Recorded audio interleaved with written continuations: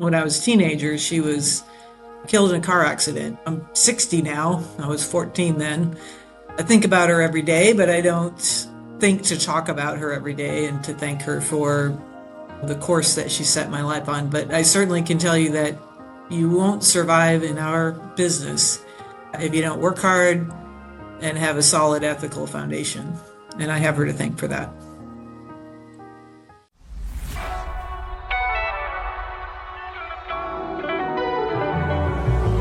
You're now listening to a new episode of Gratitude Through Hard Times. Gratitude instills humility. Gratitude removes the ego. Gratitude helps empower the best in others around you. Our goal is to guide individuals and companies to practice gratitude so you can live a longer, happier, and more successful life. Get ahead of life with connection and purpose. This is Gratitude Through Hard Times with Schembra. Well, good afternoon, ladies and gentlemen, and welcome back to another episode of Gratitude Through Hard Times. It's your host, Schembra. And if you're hearing that my audio might just be a little bit off for this episode, it's because I'm away from my home studio. I'm down at the beach spending time with family, and I'm so honored to be bringing you this episode, even if it doesn't sound like I'm using my big fancy microphone. But nonetheless, I'm so excited to have you all here today. For all the loyal listeners of the podcast, it's good to see you, old friend. Your support throughout these last 11 years is what's given us the confidence to carry on our life's work. Some of my favorite moments throughout the week are when you email in your thoughts, questions, comments of today's episode guests. So my inbox is open. To all the new listeners who are joining us, I don't know how you stumbled upon our cozy little corner of the internet, but it's nice to meet you. We have an open invite if you'd like to come to New York City to attend a dinner party, a gratitude dinner in our home. My door is open for you. Whoever sent you this episode, they sent you this as an opportunity for you to see yourself in a whole new light, remembering you're put on this earth for a reason. And whatever you're doing, keep doing it with excellence, and you're going to have a positive impact on our world. We're going to invite you to click subscribe by the end of this podcast and join us along our journey as we bring on great leaders to share the amazing human stories of how they've built some of the most amazing things that they've built today. Now, today's episode is going to be an epic one, and I don't just mean great stories and great experience, but we're talking about intergalactic proportions. Folks, we have a really unique guest here today who's going to be talking about the importance of living with moral courage, finding a dream that you pursue with all your might, how to keep along the path even through delayed gratification. We're going to talk about the importance of human connection for innovation and building a culture that helps people do things that are bigger than themselves, be part of a collective whole. Today we have on Janet Grondin. Janet is the CEO of a wonderful company called Stellar Solutions. She's actually wearing their puffy jacket.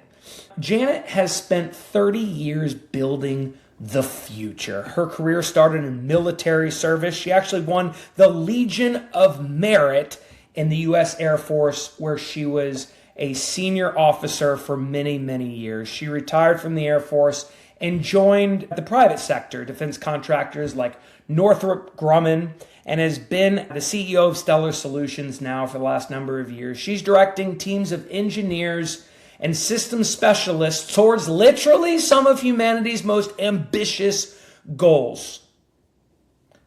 Their company operates in many different sectors, from civil to defense to space to technology, etc. And they have over 70 of the world's brightest advisors guiding them along their journey. If you're not familiar with the term Stellar Solutions, it's because they operate behind the scenes in a lot of these missions but you all saw the Artemis 2 mission, Artemis 1 and 2 mission to our moon just a few short months ago and a few short years ago. And Stellar Solutions, since 2019, was a big, big, big part of that mission.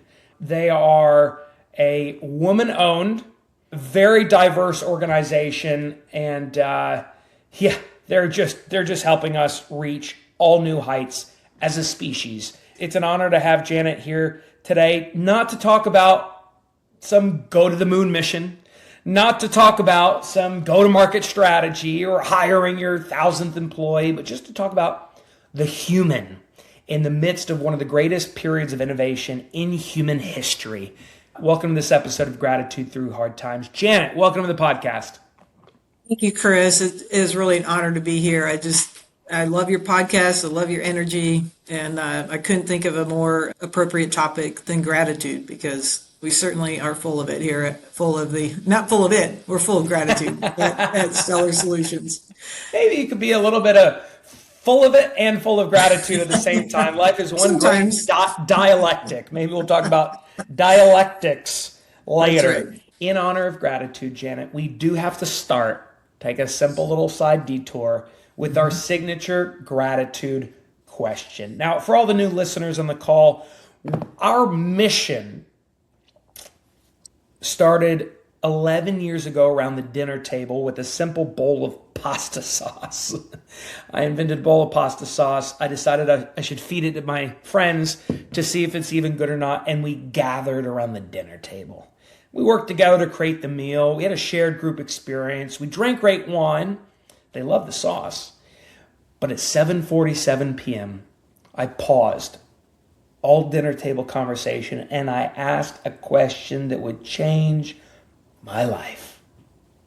And I want to ask it to Janet here today. Janet, if you could give credit or thanks to one person in your life that you don't give enough credit or thanks to, that you've never thought to thank, who would that be? Well, it'd have to be my mom. Would have to be my mom. I don't give her enough credit, but she gave me my foundation, which is really, the ethical foundation, work hard. She always used to tell me, leave every place better than you found it, so she was really my foundation. And I would say the reason I don't thank her enough is, when I was a teenager, she was killed in a car accident. And so I'm 60 now. I was 14 then. I think about her every day, but I don't think to talk about her every day and to thank her for, the course that she set my life on. But I certainly can tell you that you won't survive in our business if you don't work hard and have a solid ethical foundation. And I have her to thank for that. What's her name? Bonnie Weiland. Yeah. Bonnie.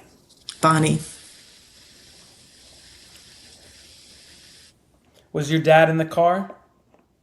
He was. Yeah, he was. He was severely injured. She died on impact, so she didn't suffer, which was good. But he was in the hospital for several days, and then, had to get some dental work and had to heal. It was pretty brutal. It was a drunk driver situation. So definitely changed their lives. What part of Janet, or what part of your mom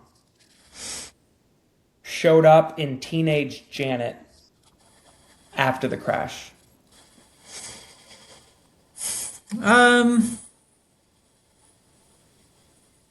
I think my mom was very social. She liked to support people and help people and lift people up.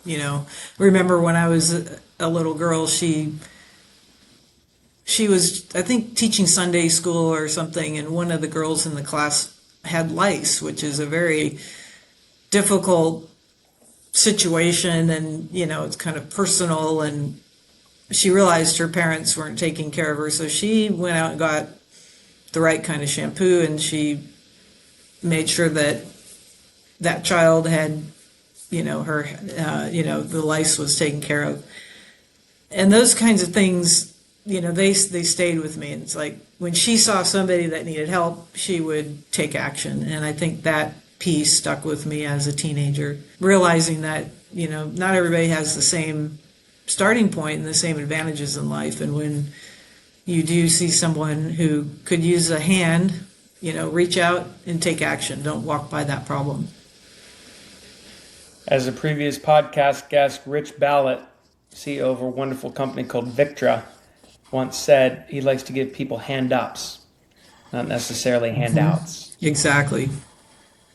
He said that his dad once said if we were driving down the road and they saw a hitchhiker, they would only pick up the hitchhiker that was already walking. That's the right way to say it, I think. He's got the right idea. Well, gratitude to your mom. And I hope that she shows up over time throughout our podcast. Take me back to young Janet in Iowa, growing up on a farm, building something with your dad with your bare hands. What parts of building what you built allowed you to dream? And if you could give not necessarily the shortest recap, but just a good kind of recap on where you went with your dreams that got you to now, it'll be a great launching place to talking about some really great topics of how you've done that. Okay. Yeah, very good. Well, I will correct one thing. We did not live on a farm. We lived in town. So my dad was an engineer for the Amana Corporation, which is now part of Raytheon RTX. But, back in the day, everybody had an Amana refrigerator and Amana, so he worked for that company as an engineer.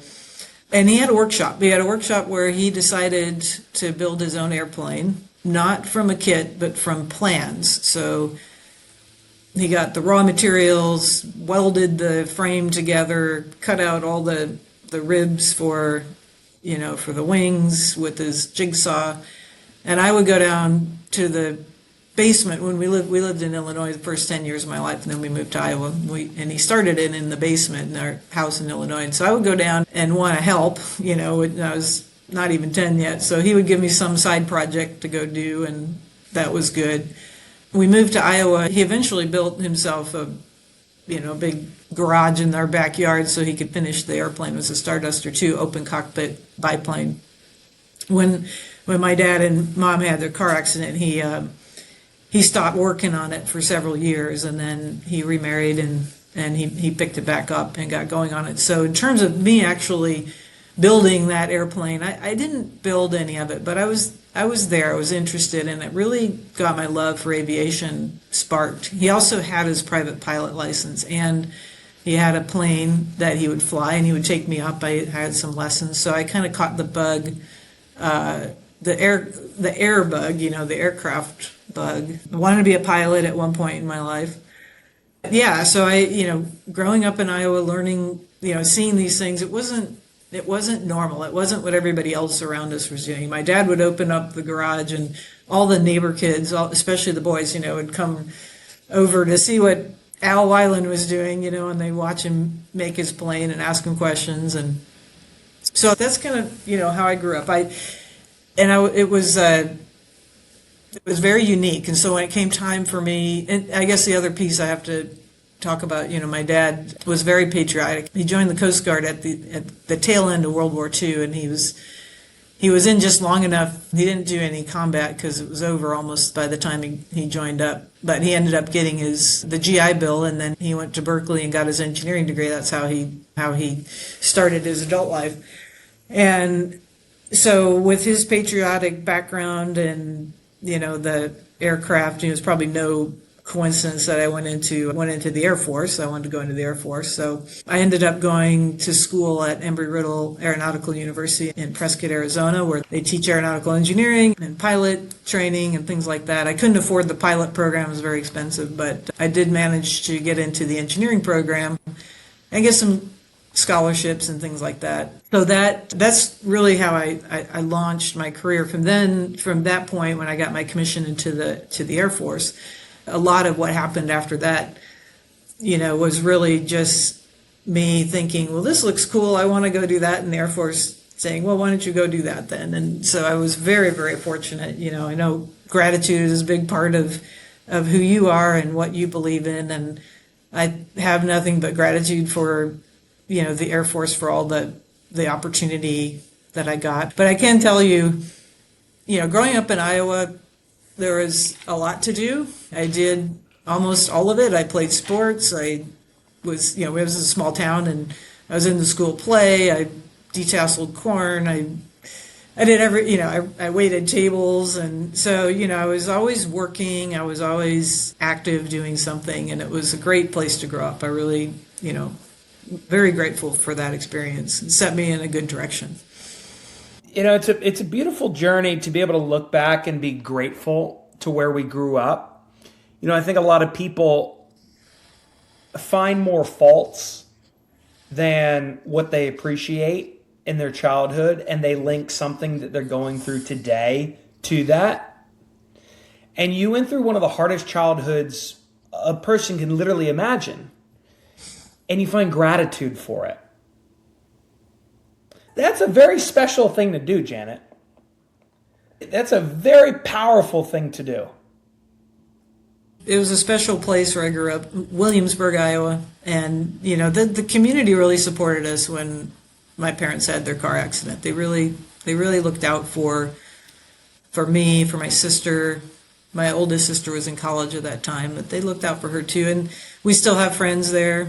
But, it was, I think, a small town community. If it's a positive one, it's hard to find anything better. And in fact, in the past, I've kind of looked at Stellar as, Stellar Solutions as being similar in that full of just wonderful people, small community, and we all sort of look out for each other. So feels like home to me. Mm-hmm. Stellar feels like home.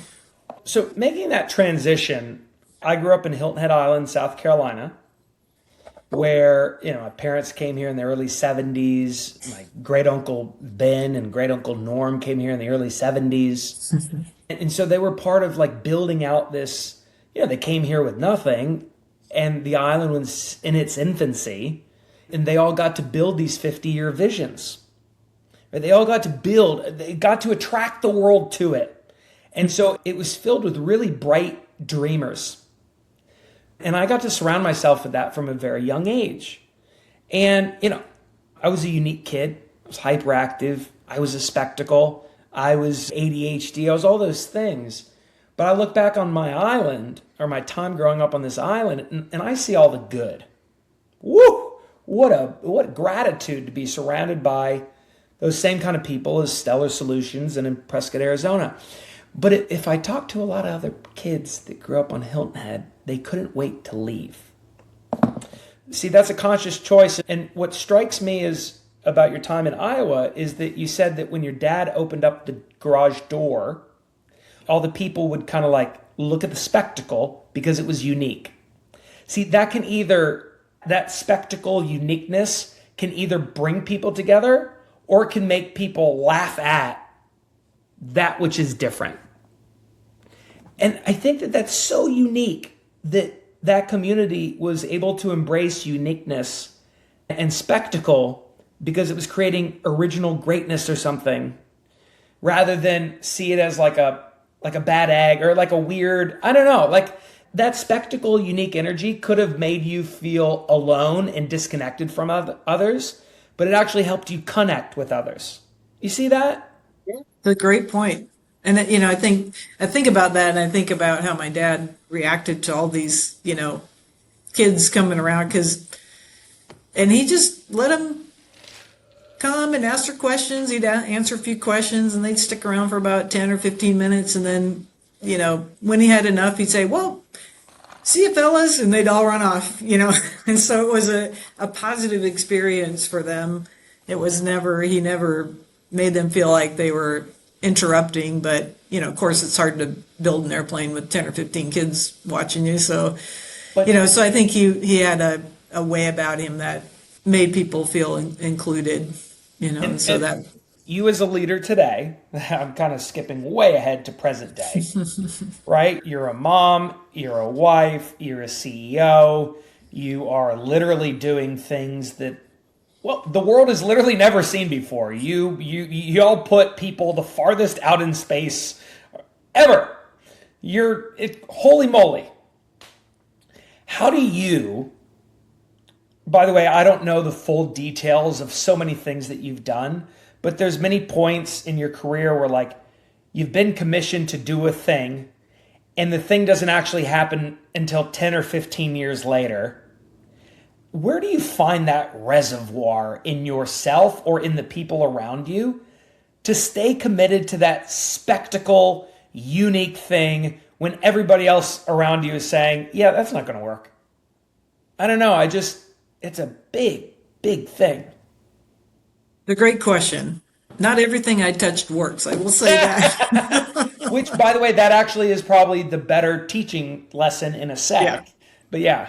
Yeah, not everything I touched worked. Where I find my motivation personally, kind of back to my roots and that patriotic kind of roots that my dad had, and the concept of national security has always been pretty deep with me. And so, as I grew up, when I was younger, I would think, oh, I want to join the Army, and as I grew up, I realized, the Army's probably not it, but the Air Force looks pretty good because, it had all the planes and everything.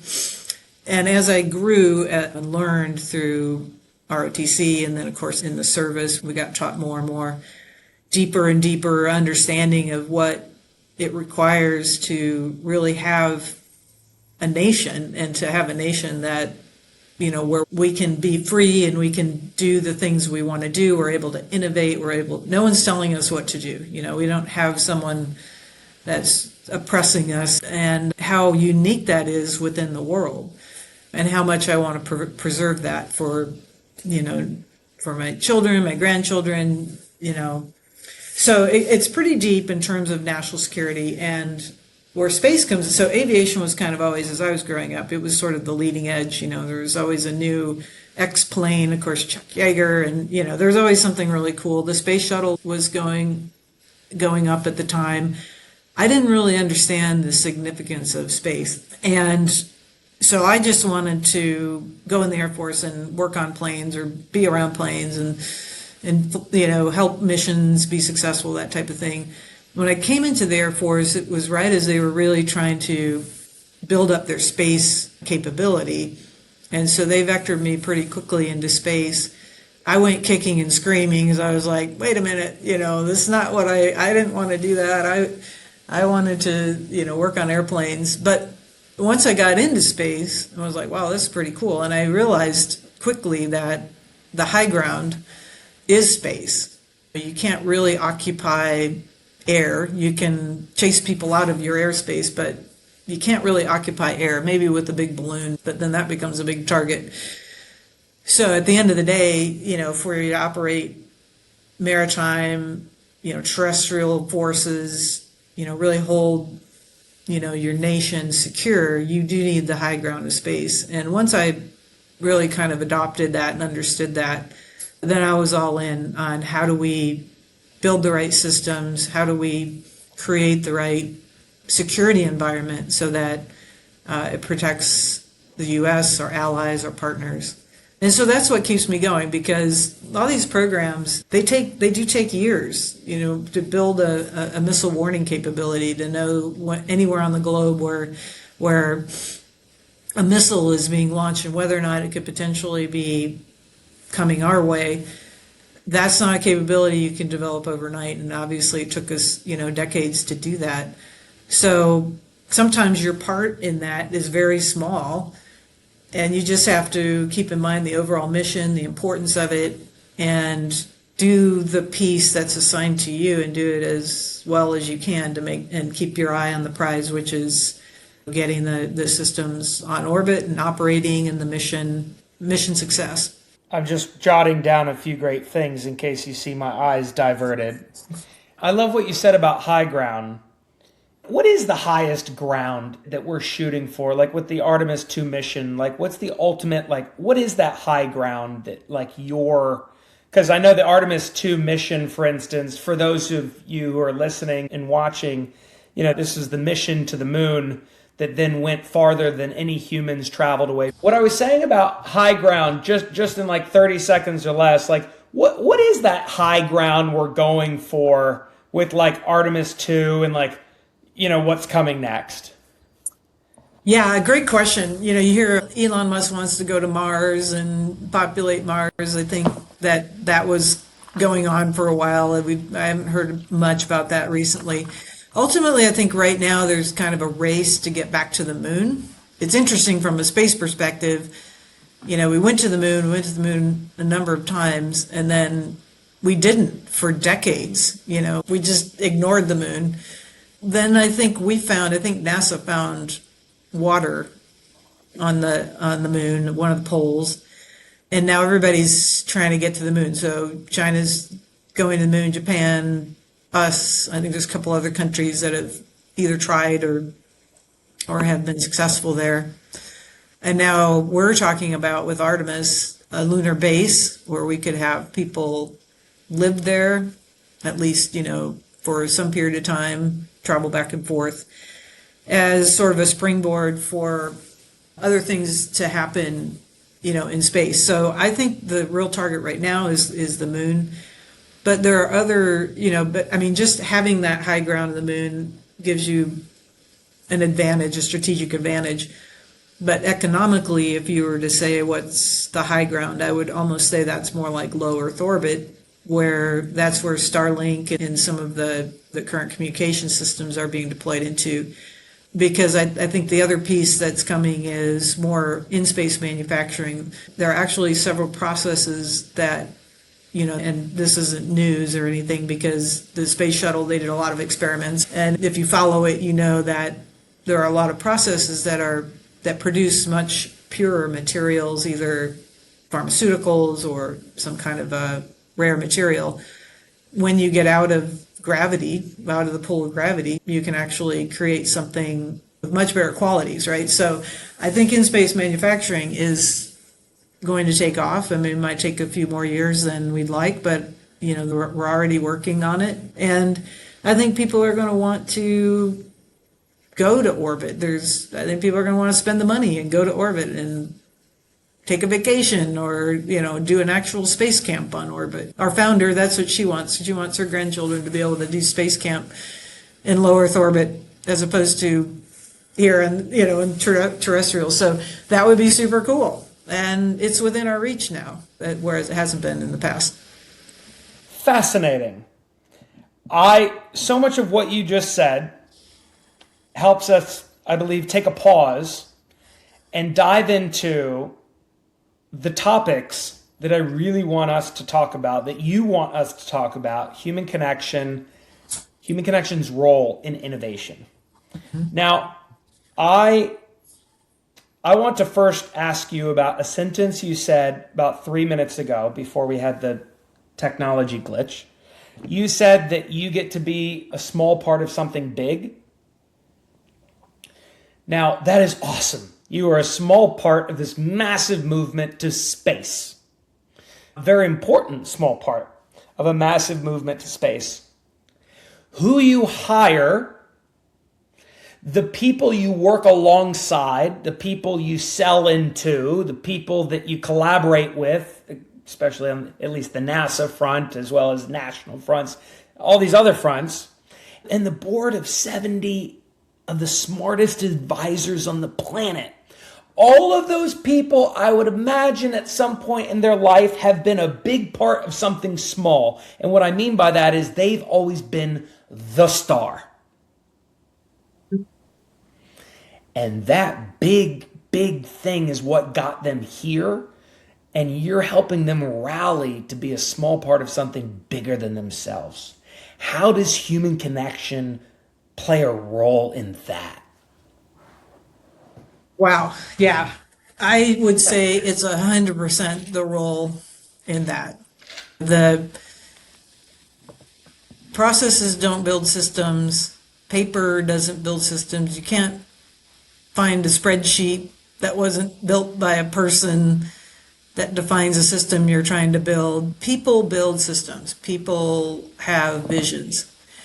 And so everybody in the space world, and probably in every market, but certainly in space, that human connection is kind of the glue. Because, for example, if you're going to build a constellation of Starlink satellites, that's not a one-person job.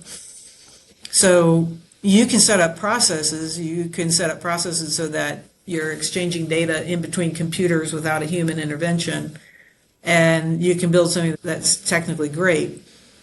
But you're never going to launch that without getting humans to come in and build it. And the humans that build it need to know why they're building it, what they're building it for.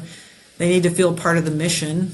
And that human connection between the designers and the folks that build things, it's absolutely part of the secret sauce to how you get to mission success.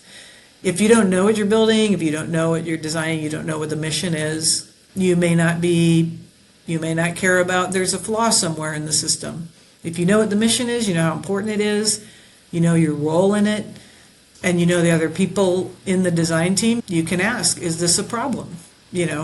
Especially if you're connected, I can ask you, Chris, if I know you and I trust you, I was looking this over, something doesn't look right, and I'm worried that we might get on orbit and our sensor doesn't work. What do you think?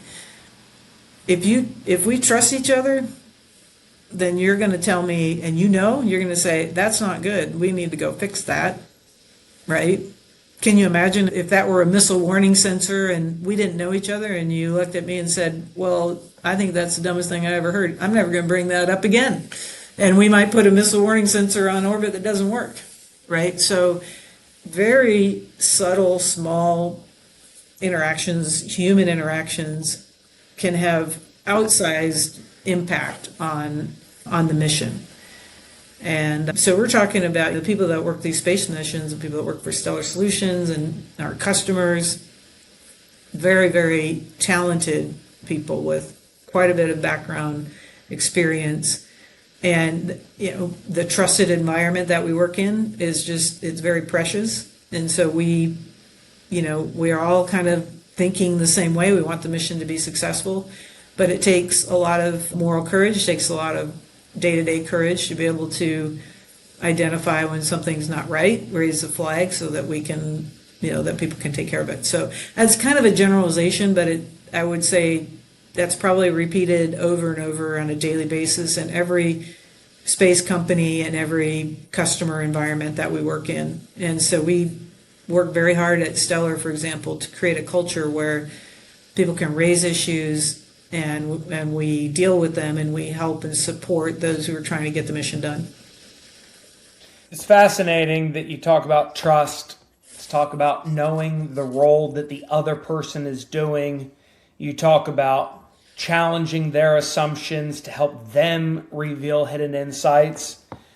The problem is, and to all our listeners listening to this, you're going to feel this right in the heart, the more efficient and productive we get through technology, studies have shown that those new productivity efficiency gains, that newfound free time, ends up getting replaced by more of the same work and not necessarily the high value things like cross-functional collaboration, team strategy, networking, human connection. Workday, big HR company, actually found 43% of employees surveyed in a recent study of theirs believe AI has freed up time on their calendar, but only 28% are using that newfound free time for human connection, networking, team strategy, cross-functional collaboration.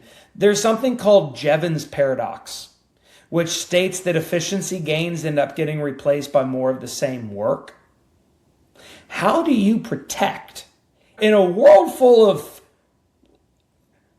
trying to win the war against China in the space race, In the war of go faster than we've ever gone so that we can go first to market, in, I would say, a personality type of engineers and technology thinkers, how do you, Janet, proactively almost bully people into or give permission to people to create space and time for human connection, for reflection, for the human side of innovation? That's such a great question. And I think it really gets to the heart of the culture of our company. We're a 30-year-old company, right? 31 years old. Our founder, Celeste Ford, she founded it when it wasn't necessarily cool to be founding a company, right? And she founded it on the idea that we would solve the customer critical need while all of us employees are in our dream jobs.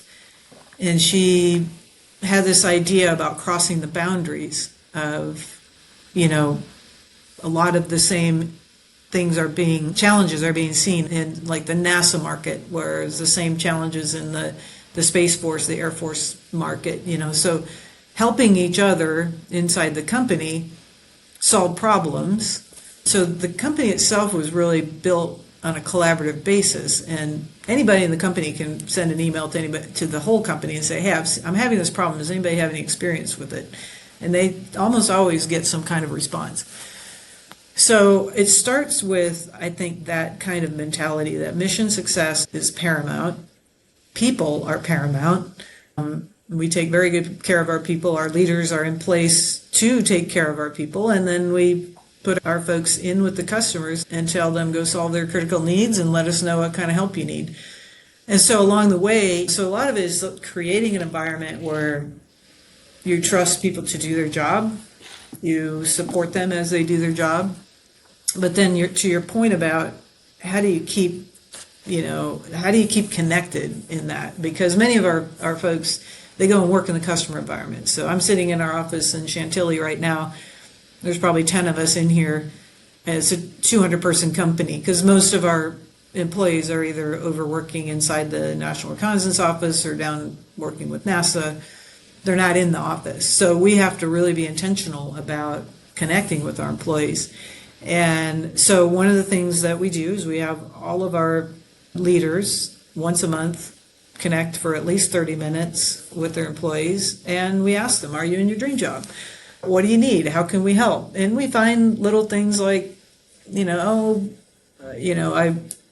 some paperwork is stuck, or you guys keep sending my expense report back, and then we'll go off and work that and help them get moving so that they're not working minutia, so they can concentrate on the mission. We also get together 2 times a year, one time in the spring, and the whole company gets together. We each bring a +1, and we all convene somewhere, and we have our annual meeting. We have a welcome dinner, we have our business meeting, and then we have a big kind of usually a very dressy dinner after the business meeting, and then before we leave, we all do some kind of, if we want to, a community service project. And that's our annual meeting. And so we spend a lot of time there. People see their friends and they reconnect in person. So that's March. And then we're just getting ready to do our fall meetings, which are a little bit different. We'll do one in Virginia, one in Colorado, and one in California. That's where most of our folks are, in one of those 3 areas. And we get together and we'll have actual collaboration sessions where we talk about what's going on in your customer environment, what kind of help do they need, how can we help you, and we're basically putting together a strategic plan. So underlying that whole, I guess, business rhythm is the concept of our strategic plan is developed by our employees. Our philosophy, Celeste's philosophy, is they're the closest to the customer. I visit the customer all the time. Our leadership visits the customers all the time. But the employees are the ones solving the problem, and they know what the customer wants to do next. And so we really listen to what do they think the customer wants to do, but maybe even more importantly, what do they want to do? It's really the company goes in the direction that the employees want the company to go in. And so I think all of that to say that however you do it, you have to be very intentional about engaging your workforce. And I think it's super important to realize that, I said this before, the work is done by people. And without people, I don't care what you're building, you're not going to build much without people. And so that has to be, mission success. It's not worth doing if you're not successful, right? But along the way, people strive for mission success. You have to take care of them and challenge them and help them grow. I love the question that you ask everybody. Are you in your dream job? Folks that are listening to this, I want you to think about the type of connection you create out in your company. The moments that you're out on the floor, the moments that you're with the customers, the moments that you're, with your team. What question can you invent that you can become known for amongst your culture? I think the companies that have mission and vision and values and a brand story nailed down is awesome, but a brand that can iterate the culture of their company based on asking questions to their people. Like, are you in your dream job? How could we be doing better? What else do you need? Folks, you go out and you go ask your version of that question to 10 people tomorrow, 10 people across the next week. I can promise you something good. People are looking for permission to have a voice. And you asking a simple question like that, that's it. Not a survey, not some big scalable tool. Just going out there and pounding the pavement and doing that. Just doing that. It's pretty amazing.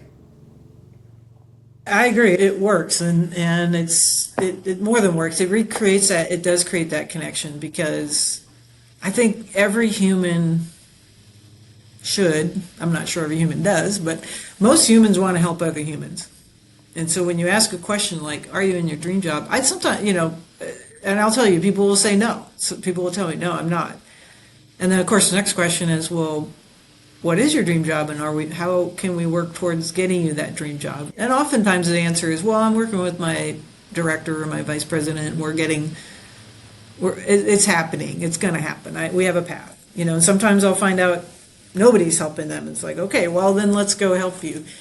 But I agree with you, Chris. The connection is through the question, and then you have to be ready for the answer, because it's not always the answer you want. Which, by the way, you can lessen the blow of the feedback question by asking a gratitude question on the front end. We call it the gratitude panino. And this 2-question model was taught to us by my friend Enrico Galasso, who is the global CEO of Peroni, one of the best beer brands. Now he's working for the parent company, the Asahi Group.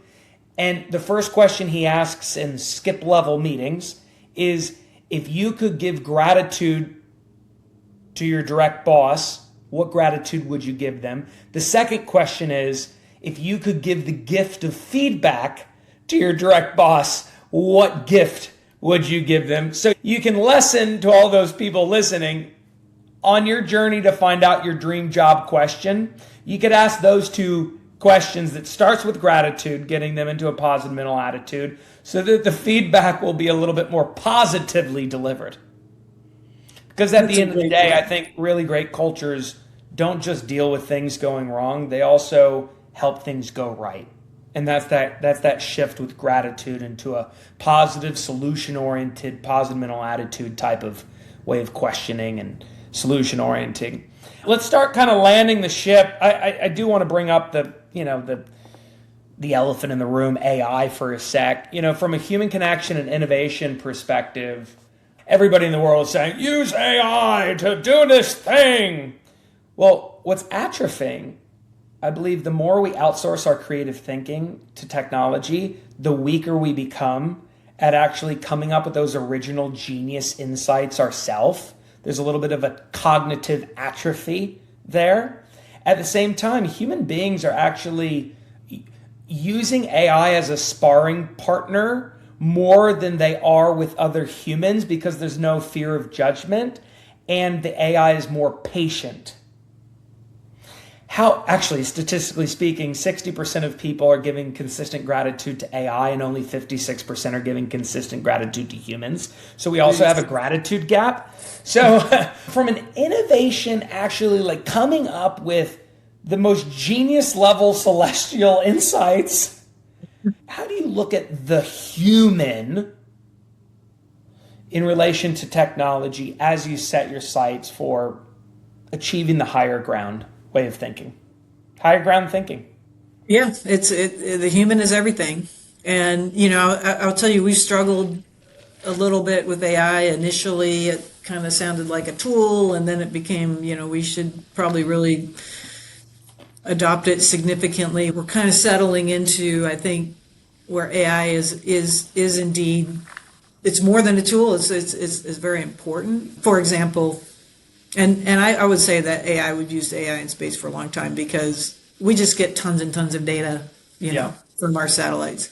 And so AI is great because, you used to have people looking at pictures and trying to figure out, is that a cloud? Is that a tank? Is that, what is it? Now we can use AI and the people can do things for higher level thinking. So there's some very good uses of AI, and I use it all the time, just to write things that would take me, 30 minutes. I use it all the time to help. So there's some goodness, I think, in AI.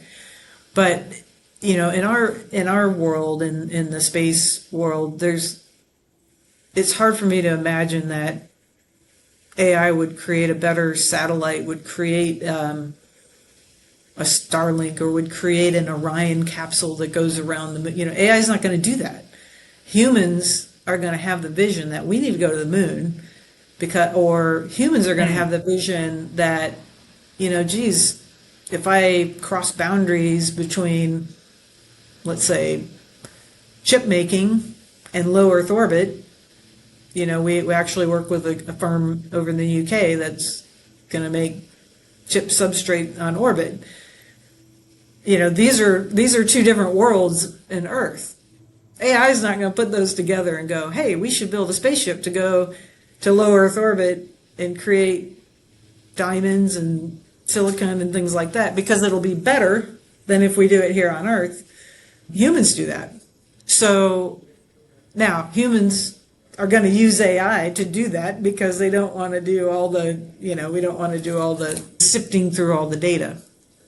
But I think it's absolutely the innovation, the human brain, the critical thinking, the vision to go do something like that. The guts, the moral courage, the courage to go say, I'm going to go raise money. This is what some of these companies are doing. People are starting them in their garages and they're going out and raising money. And that's what our founder's doing now. She has a ventures fund. She's raising money and she's supporting these entrepreneurs that are doing very, very unique things like building chip material on orbit. So that's where it's at. So we want, you really want to be somebody who can take action. I think going back to, you asked about my mom early on and what did I learn from my mother. I learned from her that when there's something that needs to be done, take action. And I think in today's world, AI or no AI, you still fundamentally as a human being, if you see something that needs to be done, you need to take action. And I just happen to be in this amazing industry, working for this amazing company where action, mission, success, putting things together, creating something new is our mission. It's what we do. And it's very exciting, and I feel very fortunate to be here at this moment in time with the background and capabilities that I have. I could have been born 50 years earlier and I wouldn't be here, right? So it's amazing to think about. And, I know the whole podcast is about gratitude, but I can't think of a better word than gratitude to describe how I feel about. I'm just grateful that I've had these opportunities and that I get to work with amazing people, not only in Stellar Solutions, but with our industry partners, our customers in the space arena. It's just fantastic. Janet, if your mom was on this podcast with us here today, what would you say to her? Well, I'd say I love you. And I miss you.